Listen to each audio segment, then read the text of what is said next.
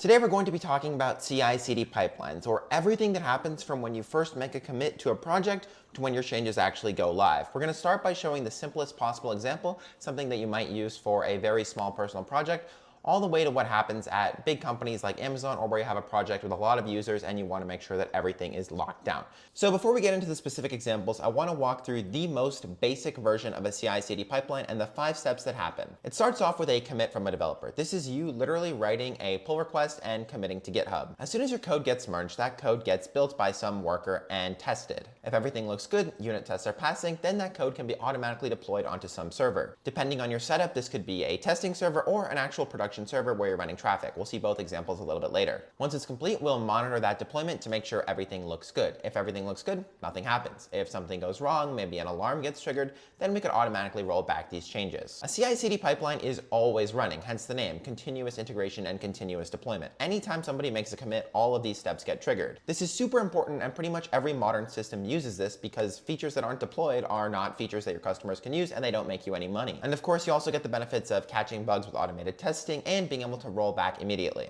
So let's get started with the most simple example. This is not a CI/CD pipeline, to be clear. This is what it looks like when you manually deploy your first personal project. And this is actually fine for a lot of people when you start your own server for the first time, or you just want something that isn't going to change very often. But again, the downfalls are obvious. You could push a change that immediately breaks, your build might fail on your production server. There's a whole host of issues that come when you don't have any kind of CI/CD pipeline in place. Which brings us to stage 2, building and testing. This is pretty much as basic as you can get with a CI/CD pipeline. You ship code, attempt to build it with your build system, run the basic tests, and if it fails, you block that change from getting deployed. We've accomplished 2 things here. 1, automated deployments from a commit, and 2, preventing things that are clearly broken from making it out to prod. This is the bare minimum setup that I run on most personal projects. And I would suggest you start with this at a minimum. No point going less than this in 99% of cases. In stage 3, we add a pre-production environment. This is what I would do for any system where you have users. The first part is the same. We build, we test. If the tests fail, we block the pipeline. But after that, instead of deploying straight to a production server, we deploy to a pre-production server. Now, this server aims to mimic a production environment as closely as possible. We have mock data. Sometimes we even have synthetic traffic.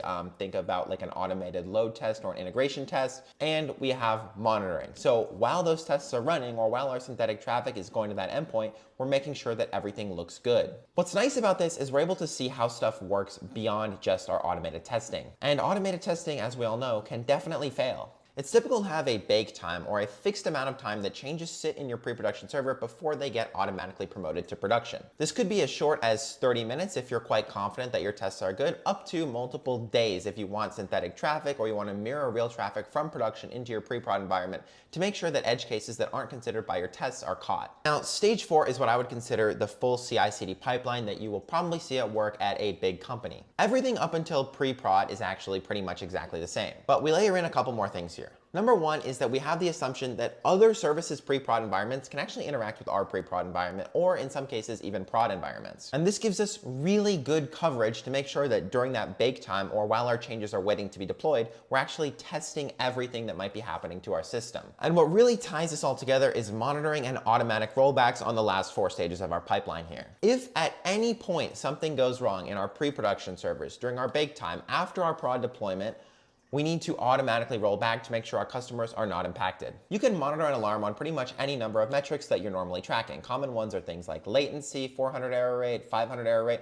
Anything that happens out of the ordinary after a deployment, you can be monitoring on and preparing to roll back. This has saved me more than a few times when I was at Amazon and made a couple bad deployments to production. I want to keep this one short and sweet as part of my fundamental system design series, so feel free to comment down below what you want me to cover next. And if you're looking for an immediate next step to get better at system design, you should read my ultimate system design guide. It's a free 40-page PDF, which I've linked down in the description. And if you want to commit to learning system design by doing one problem curated by me every single day, check out my Discord server and app, The Daily Dev. It's also linked in the description down below. See you guys next time.